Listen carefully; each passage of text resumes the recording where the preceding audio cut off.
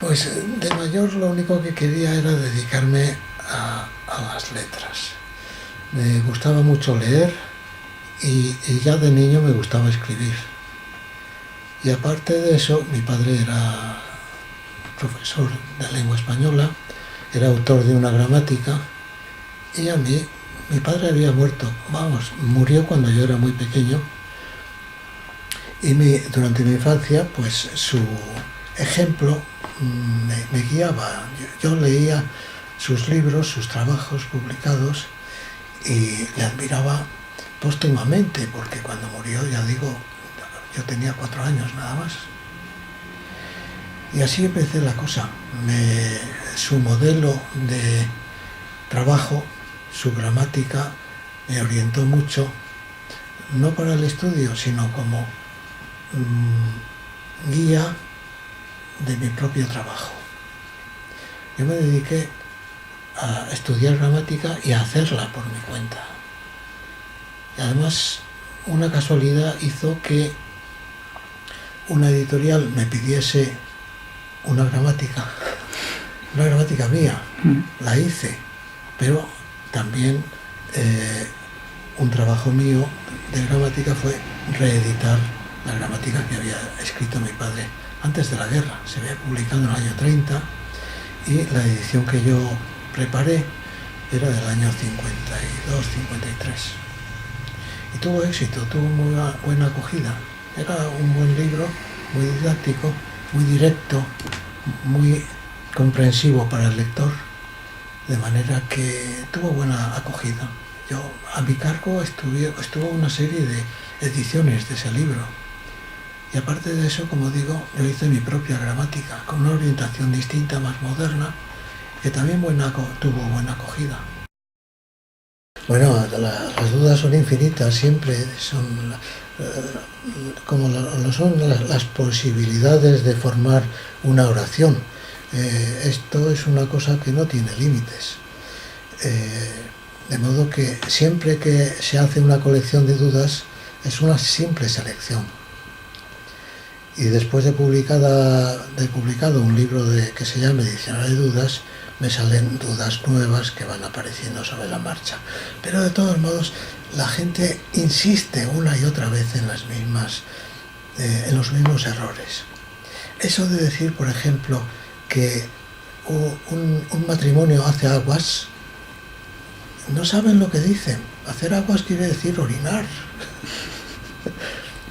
Hacer agua es otra cosa, es lo que pasa con una embarcación cuando entra agua. Una barca hace agua, no hace aguas. Pues este tipo de cosas son las que me fastidia mucho verlas repetidas una y otra vez. Salen en televisión.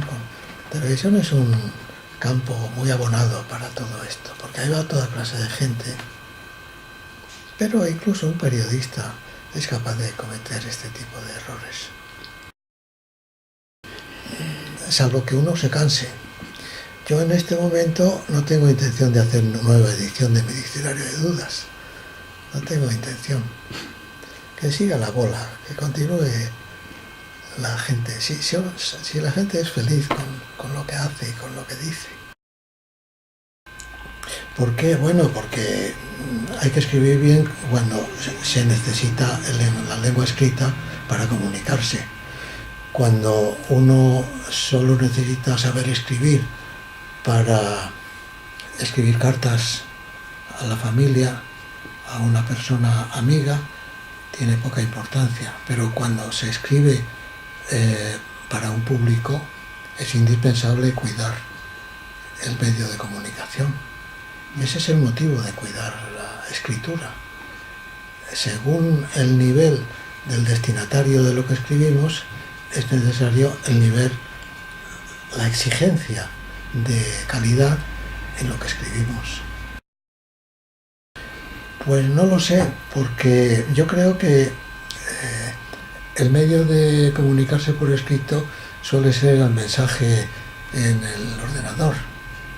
Y hay personas de muchos estilos. Yo recibo cartas en el ordenador muy bien escritas. y escribo otras que son puros telegramas. Lo importante es comunicarse, pero la comunicación, cuanto más completa, más extensa, más perfecta es. A veces una comunicación demasiado esquemática es insuficiente y se presta a ser malinterpretada. Yo creo que para las publicaciones es necesario que lo haya.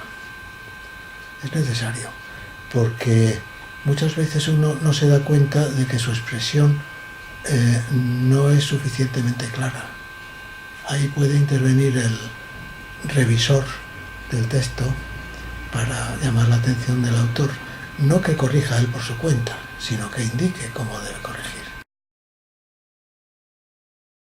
El lenguaje de las administraciones públicas afortunadamente no cae bajo mi nivel de lectura. Y digo afortunadamente porque no me gusta nada ese ámbito. Y en cuanto a la comunicación periodística, bueno, yo encuentro que los periódicos españoles en general están bien escritos, en general. Pero depende. Hay artículos firmados que son peores que informaciones escritas por un trabajador. Es al revés. La velocidad necesaria es la que influye en la calidad de lo escrito, ¿no? Y eso naturalmente influye, yo creo que es inevitable.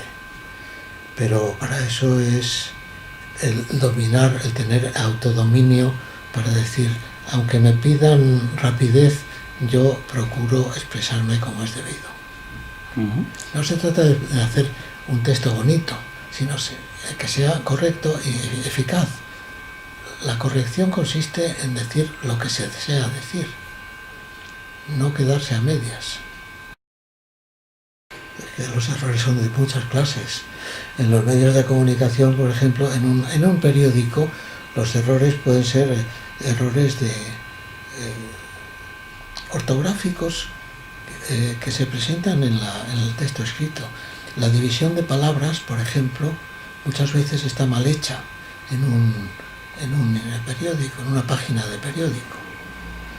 Poner, por ejemplo, escribir una palabra como teoría, separando teoría, ocurre con frecuencia en los periódicos, incluso en revistas literarias. Eso, claro, depende de quién sea el impresor, si es el mismo autor del texto o si es una imprenta por la que tiene que pasar el texto. El separar dos vocales que deben ir juntas. Encuentro con frecuencia en el suplemento literario de algunos periódicos que la palabra teoría aparece dividida T-oría. Eso me parece que deberían dominarlo todos los que componen un texto. Y digo los que componen porque a veces solo el autor mismo que compone en su ordenador el que falla en ese respecto.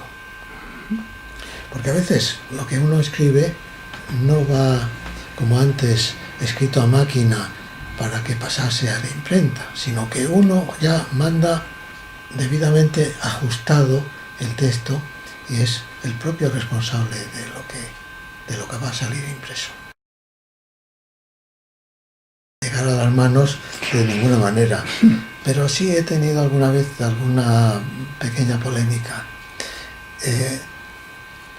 En un escrito mío, para un libro, una parte de un libro mío, recibí una corrección.